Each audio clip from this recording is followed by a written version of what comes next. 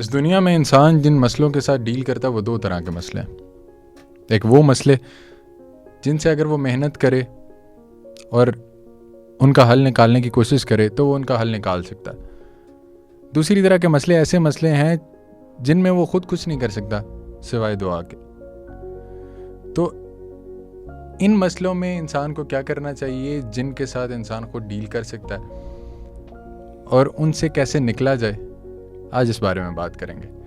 और इस सब पे रोशनी डालने के लिए आज हमने बुलाया है फातिमा सैयद को दोबारा से, क्योंकि पिछली पॉडकास्ट में आप लोगों ने इनकी बातें काफ़ी पसंद की तो मुझे मजबूर कर दिया आप लोगों ने कि इन्हें दोबारा बुलाया जाए। तो मैं हूं मलिक अनीस अहमद, आप सुन रहे हैं उम्मीद, और इनसे जानेंगे कि हील करना कितना ज़रूरी है किसी भी ट्रॉमा से या किसी भी कोई भी प्रॉब्लम अगर आपकी ज़िंदगी में आई है और इसे कैसे निपटा जाए। देखिए, हम लोगों का क्या होता है कि हमारे साथ अगर कुछ बुरा होता है तो हम उस चीज़ को उसको फेस नहीं करना चाहते। हम काइंड ऑफ एक एस्केप तलाश करते हैं। कुछ लोगों के लिए वो बिज़ी रहना होता है, कुछ लोगों के लिए वो होता है कि कुछ लोग ड्रग्स में मुब्तला हो जाते हैं, मुख्तलिफ रीज़न्स होती हैं। तो आपका जो बेसिक आपको एक चीज़ आपको देखनी चाहिए वो ये होनी चाहिए कि आपको कभी भी अपनी तकलीफ़ से, अपने ट्रॉमा से भागना नहीं चाहिए, बल्कि उसको फेस करना चाहिए। क्योंकि कहते हैं ना कि मतलब अगर आप कुछ इग्नोर करते हो ना अपने कोई तकलीफ, तो वो आपके साथ ज़्यादा अरसे के लिए रहती है। आप जितना उस चीज़ से भागोगे वो चीज़ उतना आपके पीछे आएगी। तो हील करना इज़ वेरी इंपॉर्टेंट। अगर आपको लगता है कुछ अरसे बाद वो खुद ही चीज़ ठीक हो जाएगी, तो ऐसा नहीं होता। और अपने लिए भी आपको, मतलब आप अपने लिए तो अपने आप को हील कर ही रहे हो, लेकिन आपको अपने इर्द गिर्द के लोगों को भी देखना है। क्योंकि अगर आप अपने आप को हील नहीं करते तो आप इर्द गिर्द के लोगों के लिए बड़े टॉक्सिक हो जाते हो। कहते हैं ना कि if you don't heal what hurts you, you will beat on people who didn't cut you. तो अगर आपको तकलीफ किसी और ने दी है और आप अपने आप को हील नहीं करते और आप किसी और को आगे तकलीफ पहुंचा रहे हो, तो वो एक बड़ा अजीब सा टॉक्सिक साइकिल बनता रहता है। तो बहुत ज़रूरी है अपने आप को हील करना, अपने लिए भी और इर्द गिर्द लोगों के लिए भी। अब जैसे कि लोग हमें कहते हैं कि यार आप मूव ऑन करो या आप मतलब हीलिंग के प्रोसेस जो है वो उसको करें, मतलब आप इस पे क्या कहना चाहेंगी कि हम हील करें कैसे? क्योंकि सुन तो लेते हैं हम, लेकिन हमें करना नहीं आ रहा होता। जिस तरह एक बानो कुदसिया का बड़ा प्यारा जुमला है, वो फरमाती हैं कि अगर आप ज़ख्म को बार बार कुरेदते रहेंगे तो वो ज़ख्म कभी ठीक नहीं होगा। तो आपको हीलिंग करने के लिए आपका पहला स्टेप ये है कि आप बार बार उसके बारे में जिक्र ना करें या बार बार उसको जो है वो लोगों के सामने बताना ना शुरू कर दिया करें। तो आप इस पे क्या कहना चाहेंगी कि हील कैसे किया जाए? सबसे पहले तो मैं आपकी इस बात पे थोड़ा सा ऐड करना चाहती हूँ कि हाँ, सब आप इश्तिहार ना लगाएं अपनी तकलीफ़ का, और हर वक्त हर किसी से कंप्लेन ना करें, क्योंकि ये भी एक बड़ी टॉक्सिक चीज़ है आपके लिए भी और अगले सुनने वाले के लिए भी। लेकिन मेरे ख्याल से letting it out is very important, कि आपको किसी के साथ शेयर ज़रूर करना चाहिए, कोई ट्रस्टवर्दी बंदा हो, क्योंकि वो चीज़ एक अंदर आपकी बैठ जाती है तो वो ज़्यादा आपके लिए मसला करती है। तो बात ज़रूर करें, लेकिन एक बंदे से करें और ज़रा मुनासिब करें। ये नहीं कि आप पूरी ज़िंदगी मतलब उसी एक चीज़ को लेके चलते रहें। और दूसरी बात ये है कि हमें एक चीज़ बहुत इंपॉर्टेंट है और बहुत कम लोग मेरे ख्याल से ये जानते हैं कि हीलिंग जो है ना वो लीनियर नहीं है, कि ऐसे नहीं है कि एक दिन आप उठे हो, आप बेहतर हो, अगले दिन उससे बेहतर हो, अगले दिन उससे बेहतर, ऐसे नहीं होता। इसीलिए आप लोग को अक्सर आप क्वेश्चन करेंगे कि पता नहीं, maybe I am not healing, और ये हीलिंग तो मेरे लिए ज़्यादा तकलीफ दे का बायस बन रही है। क्योंकि कुछ लोग कहते हैं कि इतना तकलीफ वो ट्रॉमा नहीं देता जितना हीलिंग के दौरान होता है। तो ये सच है, हीलिंग इज़ मोर डिफ़िकल्ट। वो ट्रॉमा तो आप गुजर जाते हो किसी तरह सर्वाइवल मोड में, हीलिंग ज़्यादा मुश्किल है। तो उसमें यही होता है कि एक दिन आप बेहतर फील करते हो, you think that you are over it, और अगले दिन फिर चीज़ वो आपको हिट करती है। तो इट्स नॉट लीनियर, और कंटिन्यूसली ये आप अपने आप को ठीक करते हो, अपने थॉट्स को कंट्रोल करते हो, और आगे हम बात करेंगे कि हील कैसे करना है, वो चीज़ें आप करते हो, तो वो एक तो पहली बात है कि लीनियर नहीं होगा, ठीक है। और जब आप ये समझ लेंगे ना, तो आपके लिए आप में थोड़ा सब्र भी आ जाएगा उस चीज़ को हैंडल करने का। तो ये एक इम्पॉर्टेंट बात। और दूसरी बात है मेरे ख्याल से, आप जब ये एक सिंपल सा जुमला हम हमेशा कहते हैं कि everything happens for a reason, लेकिन वही जैसे आपने पिछली पॉडकास्ट में बात की थी, इसका डीपर मीनिंग क्या है कि वाकई हर चीज़ एक रीज़न की वजह से होती है। अब हम अगर हम यहाँ पे बैठे हैं, अगर हमारे पास पिछले 4-5 साल में अगर हम कोई चीज़ अपना ट्रॉमा देखें, तो अब हमें शायद समझ आ रही हो कि हमारे साथ वो क्यों हुआ था। और इसी तरह अभी हमारे साथ कुछ होगा तो हमें बाद में उसकी समझ आएगी कि उसका होना बहुत ज़रूरी था, क्योंकि वो अल्लाह ने आपकी ज़िंदगी ना प्लान की हुई है बड़ी खूबसूरती से। तो आप कुछ चीज़ों को ना जाना नहीं देना चाहते होते, लेकिन अल्लाह बहुत ज़रूरी होता है कि वो चीज़ आपकी ज़िंदगी से निकले, क्योंकि अल्लाह ने आपके लिए बहुत अच्छा सोचा होता है। जैसे कहते हैं ना कि आप गुलाब का फूल मांग रहे होते हो और अल्लाह जो है आपके लिए अल्लाह ने पूरा गार्डन तैयार किया होता है। तो ये आपको समझ लेना चाहिए एक चीज़ के कि सारा कुछ जो है वो एक वजह से होता है। और दूसरी चीज़ ये है कि आपको ये भी पता होना चाहिए कि अगर it's related to losing someone, तो आपको ये पता होना चाहिए कि अगर वो चीज़ वाकई आपके लिए बेस्ट होती ना, तो अल्लाह ने आपसे वो ली ना होती। तो आपको ये ज़रूर पता होना चाहिए। एक और चीज़ जो इसमें आपने बात की कि इंसान जो है लेकिन वो समझ नहीं पाता उस टाइम पे, जिस तरह वो वासिफ अली वासिफ साहब फरमाते हैं कि एक इंसान जो अगर जब वो किसी ट्रेन में उसने जाना होता है, तो जब उसकी ट्रेन छूट जाती है तब वो कहता है कि यार ये मुझसे ट्रेन छूट गई तो मैं बड़ा बदनसीब हूँ। लेकिन जब उसे वही बात पता चलती है थोड़ी देर बाद कि उस ट्रेन का हादसा हो गया, तो फिर वो कहता है यार मैं तो कितना खुश नसीब हूँ कि मैं उससे बच गया।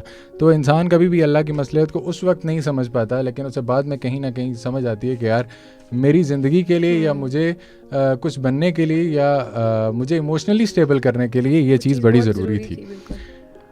लेकिन एक चीज़ और है कि कभी कभी ना हम कुछ चीज़ों को इतना एग्जैजरेट कर देते हैं कि वो गैर ज़रूरी बोझ बन जाता है। मतलब ऐसा होता है कि अब आपने चलो आप कुछ टाइम के लिए आपने उस चीज़ को अपने साथ रखा, लेकिन अब ऐसा नहीं है कि आप जहाँ जा रहे हैं आप उस बोझ को साथ उठाए चल रहे हैं आप लेकिन एक टाइम ऐसा आना चाहिए कि आपको पता होना चाहिए कि यार इस टाइम तक इसने मेरे साथ है, ये बोझ मैंने रखना है, लेकिन इसके बाद नहीं रखना, क्योंकि अगर आपकी मंजिल लंबी है तो आप छोटी छोटी चीज़ों को जो है वो उठा के नहीं चल सकते।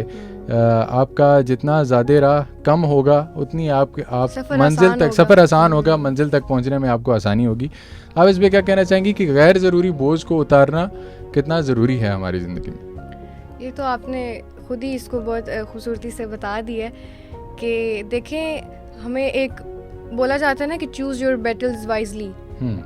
इसीलिए बोला जाता है कि अगर आप गैर ज़रूरी चीज़ों पे, छोटी छोटी चीज़ों पर अपनी एनर्जी वेस्ट करेंगे तो आपकी जो बड़ी बड़ी आपकी ज़िंदगी की गोल्स हैं और जो बड़े बड़े मसले आएंगे उनमें आपको फिर उसके लिए आपकी एनर्जी नहीं है आपके पास।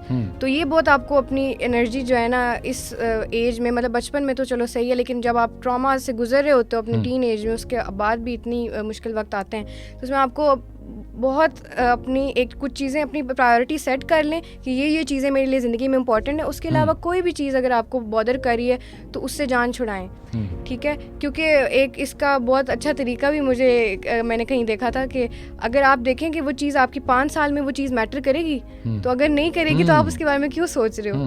तो वो हम बहुत शॉर्ट टर्म चीज़ों को लेके परेशान हो जाते हैं, फलाना टेस्ट, फलाना ये। अगर वो सारा टेस्ट और ये चीज़ें, छोटी छोटी चीज़ें अगर आपकी बहुत ज़िंदगी में अगर काम नहीं आ रही तो आपको उसके लिए परेशान भी नहीं होना चाहिए। तो अपनी बैटल्स जो हैं बड़ी वाइजली आपको चूज़ करनी चाहिए। और इसके अलावा ये भी कि अगर आप कुछ लोगों के तो पास्ट ट्रॉमास होते हैं और कुछ लोग जो हैं वो फ्यूचर का सोच के भी बहुत ज़्यादा परेशान हो रहे होते हैं। तो इसमें ये मेरे ख्याल से बहुत बड़ी बेवकूफ़ी है, क्योंकि अगर क्या पता जो चीज़ आप सोच के परेशान हो रहे हो वो कभी हो ही ना, क्या पता आप उस फ्यूचर में ही ना हो। हाँ, ये भी हो सकता है, आप उस फ्यूचर में नहीं हो सकते, वो ये भी हो सकता है आप वहाँ जाओ और वो चीज़ आपके साथ ना हो। और अगर हो भी जाती है खुदा न खास्ता, तो आप ये देखो कि अगर आप पहले ही परेशान हो रहे हो तो यू सफ़र ट्वाइस। मैं अभी भी परेशान हो रही हूँ और जब वो चीज़ होगी तो भी मैं परेशान होंगी, तो ये आप डबल परेशान हो रहे हो। तो आप ये चीज़ समझ लो कि आप बहुत सी चीज़ें कंट्रोल नहीं कर सकते, कुछ आप नेसेसरी मेजर्स ले लो, लेकिन बाकी उसके अलावा सारी चीज़ें आप छोड़ दो। तो बहुत अपनी प्रायोरिटी सेट करें, उसके अलावा सारी चीज़ों का आप जाने दें। और प्रायोरिटी सेट करने में एक चीज़ जो बहुत अहम आ जाती है, ये अगर आपने किसी ट्रॉमा से हील करना है, आपने किसी इंसान के जाने के दुख को कम करना है, तो उसके लिए एक चीज़ बहुत ज़रूरी है और वो ये है कि आपका गोल ज़रूर सेट होना चाहिए। मतलब अगर आपकी ज़िंदगी में गोल नहीं सेट, अगर आपको ये नहीं पता कि मैंने ज़िंदगी में करना क्या है, मैं आया क्यों हूँ, फिर आप कभी एक जगह भटक जाएंगे, कभी दूसरी जगह भटक जाएंगे, आपको आपका रास्ता नहीं पता होगा। जब आपको रास्ता पता होता है तो आपको रास्ते की मुश्किलें जो है वो कहीं भी आपको तंग नहीं करती। बहुत आपने प्यारी बात की। अगर आपको मीनिंग पता हो ना कि आपकी मंजिल क्या है, तो आपकी जो स्ट्रगल्स भी होती है ना, वो भी काइंड ऑफ आपको बड़ी हीरोइक अपना वो लग रहा होता है। आपको लगता है पता नहीं मैं कौन सी फिल्म का मेन लीड हूँ और मैं मेरे पे तकलीफ़ें आ रही, क्योंकि आपको पता होता है कि आपका मेन गोल क्या है। तो उसमें जो तकलीफ़ें आप पे आती हैं ना, वो आप काइंड ऑफ उसको एज अ मेडल लेते हो कि ये तो आएंगी। तो मैं, और उसी से आप, अगर वो कहते हैं ना कि अगर मुश्किल ना होता तो मज़ा भी ना आता, तो अगर आप मुश्किलों से गुजर के अगर आपको एक चीज़ मिलती है उसकी अलग ही कदर होती है। अगर आपको वैसी मिल जाए तो आप शायद फॉर ग्रांटेड ले लो। तो इसी पे मैं आप कुछ कंक्लूड करना चाहेंगी तो मैं भी फिर कंक्लूड करता हूँ। आप कुछ कहना चाहें हमारी ऑडियंस को कि कैसे इस सब के साथ हमें डील करना चाहिए? देखें, वही बात जो मैंने आपको की थी कि हमें ये यकीन रखना चाहिए कि अगर कोई चीज़ हुई है ना तो उसका एक पर्पज़ है। अब अगर उसका एक पर्पज़ है तो ये चीज़ ज़ाहिर है आपकी वो तकलीफ़ को हील नहीं करेगी, लेकिन आपको हीलिंग के प्रोसेस में आपको एक मदद दे देगी। अल्लाह ने जो है, जब हमसे वादा कर लिया कुरान में कि जो चीज़ गुजर गई है, जो वक्त गुजर गया है, वो उससे बहुत बेहतर है वो वक्त जो आने वाला है। और अल्लाह ने ये भी वादा किया है कि मैं तुम्हें इतना दूंगा कि तुम्हारा दिल मुतमईन हो जाएगा। तो जब अल्लाह ने वादा कर लिया है और वो वादे से नहीं मुकरता, तो आपको यकीन रखना चाहिए कि ये वक्त भी जो है ना वो गुजर जाएगा। जब पता होता है ये चीज़ टेम्प्रेरी है, eventually I will heal, eventually ये चीज़ मुझे तकलीफ देना बंद कर देगी। आप जब अपनी पेन को एक्सेप्ट करोगे, उससे भागोगे नहीं, तो कुछ अर्से वो आपको तकलीफ देगी। जैसे मैंने आपको कहा, वो एक साइकिल चलता रहता है, लेकिन इवेंचुअली एक दिन आता है कि आप वाकई हील हो जाते हो, आपको चीज़ें ट्रिगर नहीं करती और आपको वही चीज़ तकलीफ नहीं देती, तो आपको फाइनली आप सुकून में आ जाते हो। और अल्लामा इकबाल रहमतुल्लाह अलैह का एक शेर है, वो फरमाते हैं कि तू बचा बचा के ना रखे से, तेरा आईना है वो आईना, मतलब यहाँ आईने से मुराद दिल है। तू बचा बचा के ना रखे से, तेरा आईना है वो आईना, जो शिकस्ता हो तो अजीज तर है निगाहे आईना साज में। जो दिल बनाने वाला है उसकी नज़र में एक टूटा हुआ दिल और एक टूटा हुआ इंसान जो है वो ज़्यादा अहम होता है। तो इस पे आखिरी मैं कंक्लूड करना चाहूँगा कि जिस तरह ये एक फ़ोन है, ये मैं अगर 2 घंटे के लिए पकड़ा रहूँ, हाथ में पकड़े रखूँ, तो हो सकता है कुछ फ़र्क ना पड़े। अगर मैं 2 दिन के लिए उठा लूँ तो भी हो सकता है ज़्यादा फ़र्क ना पड़े। लेकिन अगर मैं इसे 2 महीने उठाए रखूँ तो ये मेरे हाथ के जो पट्टे हैं ये डैमेज हो जाएंगे।